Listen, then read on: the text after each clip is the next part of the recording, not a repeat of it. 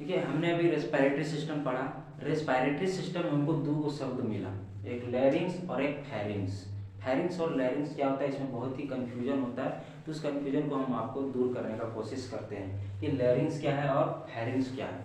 देखिए, हमने पढ़ा कि नाक से जो नली आता है उसको हम लोग नेजल चैम्बर कहते हैं, ठीक है, और एक हमारा मुंह का नली होता है, दो है यहाँ। देखिए बाहर जो हमारा दो छेद है, नाक और दो, एक मुंह, दो यहाँ पे छेद है और एक यहाँ पे है मुंह का छेद। ये नाक का छेद है और ये जो ये यहाँ पे नीचे क्या है, मुंह का छेद है। ये दोनों जो छेद हैं, ये जो दोनों में से नली निकलता है, नाक में से क्या निकला, नली, और मुंह में से क्या निकला, नली। दोनों नली जो है वो एक जगह पे जाकर के मिल जाता है, ठीक है, और फिर से ये दोनों नली अलग अलग हो जाते हैं, ठीक है। तो यहाँ पे दोनों नलियाँ, एक नाक से आने वाली नली और एक मुंह से आने वाली नली, जिसको हम लोग बक्कल कैविटी कहते हैं, नाक से आने वाले को नेजल कैविटी या नेजल चैम्बर कहते हैं, दोनों आकर के एक जगह पे मिल जाते हैं, जिसको हम लोग फेरिंग्स कहते हैं। जहाँ पे मिलता है उस पार्ट को क्या कहते हैं, फेरिंग्स। और इसके बाद फिर से सांस वाला नली और खाना वाला नली अलग अलग हो जाता है, जिसको हम लोग ओसोफेगस कहते हैं खाना वाला को, और जो सांस वाला है उसको हम लोग ट्रेकिया कह देते हैं। क्या बोलते हैं, ट्रेकिया। जैसे देखिए, अगर वो घर बनाया जाता है तो बाहर से भी बहुत सारे गेट आते हैं और आके मिल जाता है एक बरंडा, ठीक है। घर में हम लोग क्या बनाते हैं, एक बरंडा बनाते हैं, जिसमें 4-5 दरवाजा आकर के उसमें खुलता है, और फिर वो बरंडा में से क्या होता है, अलग अलग रूम के लिए दरवाजा खुल जाता है, ठीक। तो यही बात यहाँ पे एक बरंडा का काम कर रहा है, बरंडा।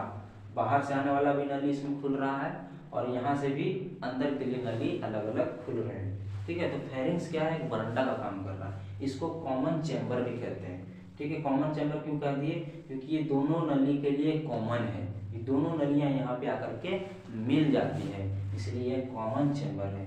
अब इस कॉमन चैम्बर से दोनों नलियां फिर से अलग होती है, सांस वाला नली और भोजन वाला नली भी दोनों फिर से क्या हो जाती हैं, अलग अलग हो जाता है। जो खाना वाला नली वो किस में बदल जाता है, ओसोफेगस में, जिसको फूड पाइप भी कहते हैं, और जो सांस वाला नली वो किस में बदल जाता है, ट्रेकिया में। किसके बाद, फेरिंग्स के बाद।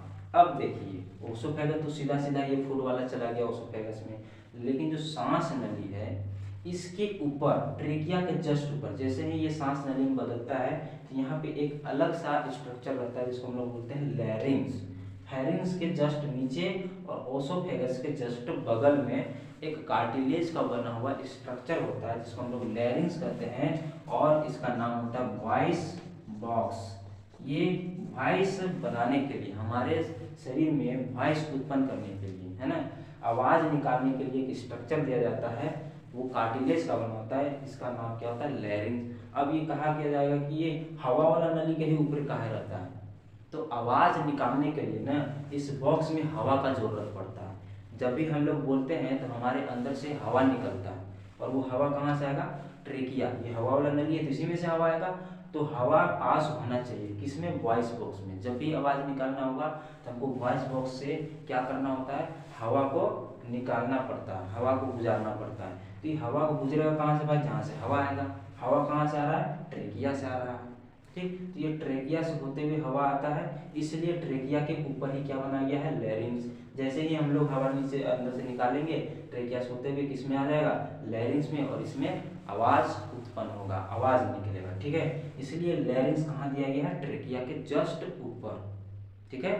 तो लैरिंग्स जो है वो फेरिंग्स के जस्ट नीचे एक वॉइस बॉक्स है जो कार्टिलेज का बना होता है, और उसके नीचे से क्या स्टार्ट होता है, हमारा ट्रेकिया स्टार्ट होता है, समझ गए। तो ये था हमारा फेरिंग्स और ये था हमारा लैरिंग्स। फेरिंग्स क्या है, तो कॉमन चैम्बर है फूड पाइप के लिए और ये विंड पाइप के लिए, और जो लैरिंग्स है ये वॉइस उत्पन्न करने वाला एक ऑर्गन, एक स्ट्रक्चर है जी, किसका बना होता है, कार्टिलेज का। और इसको ट्रेकिया के ऊपर ही क्यों दिया गया है, ओसोफेगस के ऊपर क्यों नहीं दिया गया, तो भाई इस लैरिंग्स को हवा चाहिए, क्या चाहिए, हवा, वॉइस उत्पन्न करने के लिए इसको हवा चाहिए, और हवा किस नली में रहता है, ट्रेकिया में। इसलिए यहाँ पे इसको जो लैरिंग्स को है वो ट्रेकिया के ऊपर बनाया गया है, ताकि जब भी हम हवा निकालें तो ट्रेकिया से होते हुए हवा किस में आ जाए, लैरिंग्स में, और इससे आवाज उत्पन्न हो जाए। अब देखिए, जब हम लोग खाना खाते हैं तो ये तो कॉमन चैम्बर है, हवा भी इसी से आ रहा है और खाना भी इसी से जा रहा है। तो अगर खाना हम निगलेंगे तो क्या हो सकता है, खाना इसमें भी आ सकता है, क्योंकि दोनों चेम्बर एक ही जगह, दोनों का मुंह एक ही जगह खुल रहा है। एक ओसोफेगस है और एक हमारा लैरिंग्स है, लैरिंग्स होते हुए ट्रेकिया। तो इसमें भी खाना आ सकता है। जब हम लोग खाना को निगलेंगे तो क्या हो जाएगा, छेद तो दोनों जगह है, तो खाना तो दोनों में घुसेगा, इधरों घुसेगा और इधरों घुसेगा। तो इससे बचाने के लिए यहाँ पे एक कवर दिया रहता है, ढक्कन। ठीक है, क्या दिया रहता है, ढक्कन दिया रहता है। जब भी खाना हम लोग निगलते हैं, ये ढक्कन क्या कर लेता है, इस लैरिंग्स के नली को ढक देता है। लैरिंग्स की नली को क्या कर देता है, ढक देता है, जिससे खाना लैरिंग्स में ना जाकर के किसी में चला जाता है, ओसोफेगस में। जैसे ही हम लोग निगलते हैं, ये ऐसे आकर के इसको ढक लेता है। तो यहाँ का द्वार क्या हो गया, बंद। कौन खुला है भाई, ओसोफेगस वाला। तो ये भोजन किस में चला जाता है, ओसोफेगस में। और जब भी हम लोग सांस लेते हैं तो ये फिर से ढक्कन क्या हो जाता है, खुल जाता है।